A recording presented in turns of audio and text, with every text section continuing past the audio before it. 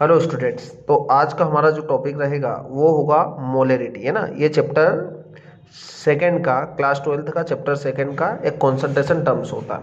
तो जो मोलरिटी होता है उसे हम कैपिटल एम के थ्रू डिनोट करते हैं, है ना, कैपिटल एम के थ्रू।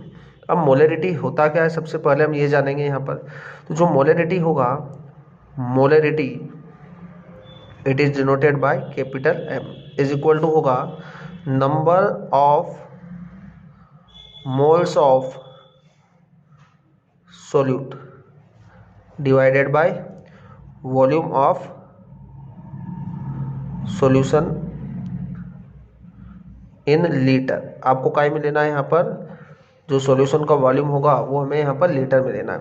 नंबर ऑफ मोल्स, इसको हम डिनोट करेंगे किसके थ्रू, स्मॉल एन के थ्रू। तो number of moles of solute divided by volume of solution in litre.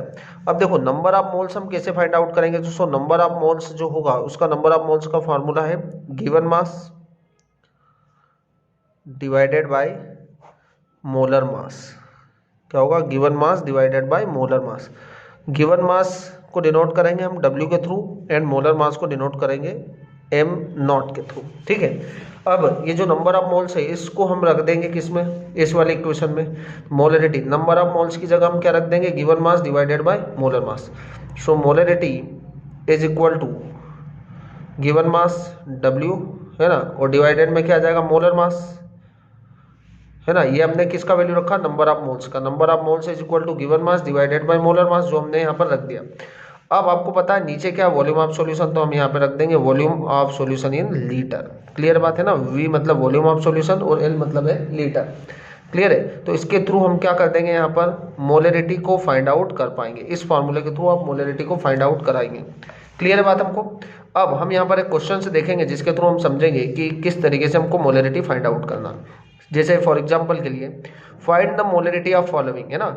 40 gram NaOH dissolve in 250 ml of solution, है ना। यहाँ पर हमने 40 ग्राम NaOH को डिजोल्व किया किसमें, 250 ml ऑफ सॉल्यूशन में। तो देखो 40 ग्राम यहाँ पर क्या है, 40 ग्राम हमारे पास क्या है, ये सोल्यूट है। क्या है, सोल्यूट, क्योंकि जो लेजर क्वांटिटी में होगा वो होगा सोल्यूट, और जो ज़्यादा या मोर क्वांटिटी में होगा वो होगा हमारे पास सॉल्वेंट, है ना। तो यहाँ पर तो सॉल्यूशन है, तो आपके पास 4 ग्राम है, वो क्या है, सोल्यूट है।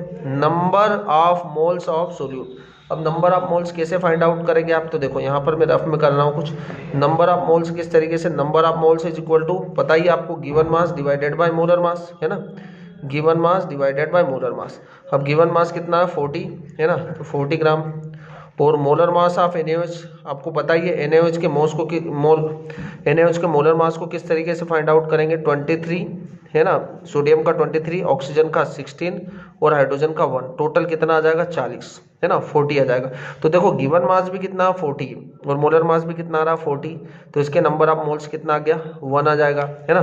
तो हम मोलरिटी के फार्मूले में यहाँ पर पुट करेंगे, मोलरिटी इज इक्वल टू, ऊपर हमारा कितने आ रहे हैं, नंबर ऑफ मोल्स 1, नीचे क्या दे रहा है, volume of solution in litre. अब वॉल्यूम ऑफ, बट यहाँ पर तो हमको क्वेश्चन में किस में गिवन है, ml में। अब ml में है, हम इसको चेंज करेंगे किस में, लीटर में। तो आप यहाँ पर क्या रख देंगे, 250 डिवाइडेड बाय 1000। तो आपका जो आंसर ये जो आएगा वॉल्यूम ऑफ सॉल्यूशन, वो लीटर में कन्वर्ट हो जाएगा।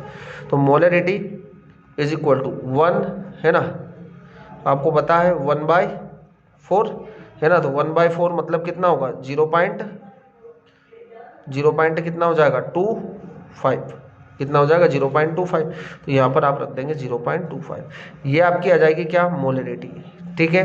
तो इस तरीके से हम मोलरिटी किसी भी सॉल्यूशन की कैलकुलेट कर सकते हैं। अगला क्वेश्चन है हमारे पास, 49 ग्राम H2SO4 present in 500 ml of solution.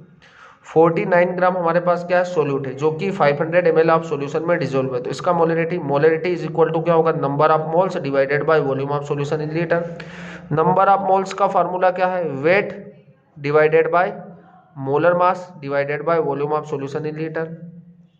अब देखो वेट कितना गिवन है आपको, 49 ग्राम, तो आपको ऊपर तो रखना 49। मोलर मास, अब मोलर मास देखो यहाँ पर फाइंड आउट करेंगे अब H2SO4 का। हाइड्रोजन का 1 × 2, है ना, आपको पता है 2 हाइड्रोजन है तो 2 प्लस सल्फर का कितना होगा, 32, ऑक्सीजन का कितना होगा, एक ऑक्सीजन का होता है 16 और 4 है तो हम 4 से मल्टीप्लाई कर देंगे, टोटल हमारे पास आएगा 98।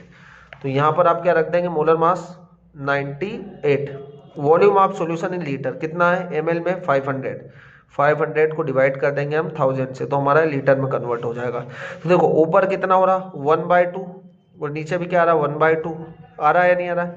ऊपर 1/2, 49 1 जा 49, 49 2 जा 98, तो ये हुआ 1/2 और ये 5000 से 1000 को डिवाइड करेंगे हम तो 1/2।